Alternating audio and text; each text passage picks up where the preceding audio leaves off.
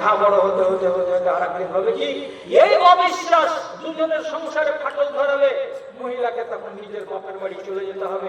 এখানেই শেষ নয়, কতটি ঝগড়া আছে।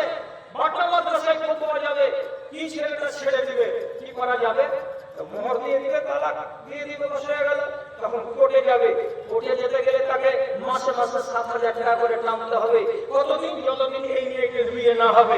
আবার যদি উল্টো হয় যে এই মহিলাই বলছে ভাত খাবো না, ভাত খাবি না তো তাহলে মোহরানা ঘুরিয়ে দে, বলে তুই 1 বছর আমার কাছে থাকলেও তো মোহরানা কেন ঘুরিয়ে দিব, ঘুরিয়ে দিলেও না, খোলাও হবে না, সমাজ বসবে, লড়ালড়ি হবে, ফাসাদ হবে গ্রামের ভেতরে, কত জল কত দূর গড়িয়ে চলে যাবে। আপনি বুঝতে পারছেন? এই জন্য নবীজি আগেই সার্টিফিকেট দিয়ে বলেছেন, তোমাকে যদি লজ্জা না থাকে, অর্থাৎ তোমার পরিণাম কিছু ভয়ঙ্কর হতে পারে, এ কথার চিন্তা যদি মগজে না থাকে, তাহলে তোমার যেমন লাগে তাই করবা। মুখ পুড়ে যেতেও পারে, মুখ পুড়ে ছাই হয়ে যেতেও পারে। অতএব কি শিখলাম? লজ্জা এমন একটা গুণ, যে গুণটা মানুষের ভেতরে থাকতে গেলে তার ঈমান বৃদ্ধি হয়, মানুষটার ঈমান তাজা থাকে, এবং এই ভালো গুণটার সঙ্গে আল্লাহও জড়িয়ে, এই ভালো গুণের সঙ্গে নবী জড়িয়ে, এই ভালো গুণের সঙ্গে সাহাবায়ে কেরাম জড়িয়ে, সবাই জড়িয়ে। আপনাকে একটা কথা বলি, বেশি লম্বা চড়া কথা বলছি না, একটা ছোট্ট করে হাদিস বলছি। আল্লাহ তাআলা হায়া করেন না করেন?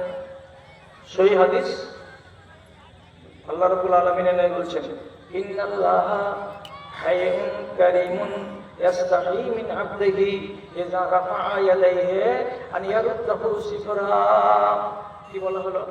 একটা বান্দা যদি সে নিজের মুসল্লাতে বসে বসে এইরকম করে দুখানা হাতকে তুলে দিয়ে আল্লাহ রাব্বুল আলামিনের কাছে কিছু চাই, কিছু যদি দরখাস্ত করে, যেমন কোনগুলো দোয়া, আল্লাহুম্মা ইন্নী আসআলুকাল জান্নাতাল ফিরদাউস, আল্লাহুম্মা ইন্নী আসআলুকা ইলমান নাফিআন, এই আসআলুকা আসআলুকা কিংবা রব্বানা রব্বানা, এই যে রব্বানা রব্বানা বলে ডাকছে, কিংবা আসআলুকা আসআলুকা, হে আল্লাহ আমি তোমার কাছে চাইছি, আল্লাহ তোমার কাছে চাইছি, এই বলে কোন বান্দা যদি নিজের হাত দুখানাকে তুলে দিয়ে আল্লাহ রাব্বুল আলামিনের কাছে কিছু চাই, তো নবীজি বলছেন, আমার আল্লাহ হলো অত্যন্ত লজ্জাশীল।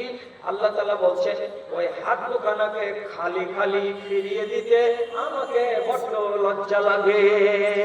আমি ওই বান্দার হাতকে খালি খালি ফিরিয়ে দেব, কিছুই দিব না তার হাতে, এটা করতে আমাকে বড়ই লজ্জা লাগে। বড় লজ্জা লাগে মানে কি?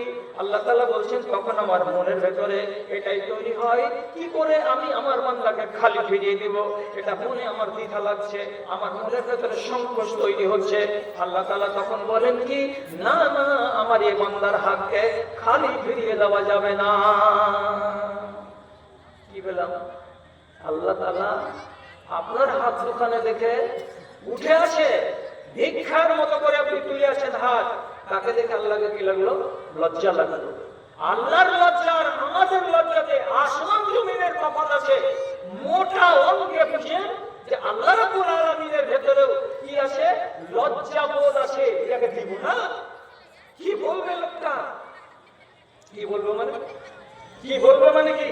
একটু পরে, 3 দিন পরে এই লোকটা যদি উল্টা কথা শুরু করে দাও আল্লাহর সামনে, কি বলে উল্টা শুরু করবে? হ্যাঁ, কত চাইলাম, দোয়া করে করে হাত উঠিয়ে উঠিয়ে হাতকে মানে ঢিল করে দিলাম, বগলে ব্যথা হয়ে গেল, কিন্তু আল্লাহ তাআলা দেয় না তো। না না না, আল্লাহ গরিবকে দিবে না, আল্লাহ দিবে তো 7 লাখ টাকাগুলোকে দিবে। এই যে ফালতু কথাগুলো বেরিয়ে যেতে লাগলো আপনার মুখ দিয়ে, কেন? পেলে পেলে বলি তো আপনার ভিতরে অতটুকু জ্ঞান ছিল না, আপনার ভিতরে সবর ছিল না, ধৈর্য ছিল না, বলে হুট করে আপনি আল্লাহ রাব্বুল আলামিনের বিরুদ্ধে কথা বলতে লাগলেন।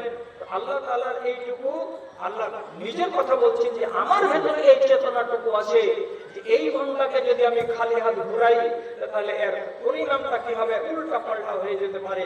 তাই আল্লাহ তাআলা বলছেন, আমাকে বড্ড হায়া লাগে, আমাকে বড্ড শরম লাগে, আমাকে বড্ড লজ্জা লাগে যে আমি লোকটাকে খালি হাত ঘিরাবো কেমন করে, অথচ আমার কাছে হাত পাতিয়ে চাইছে।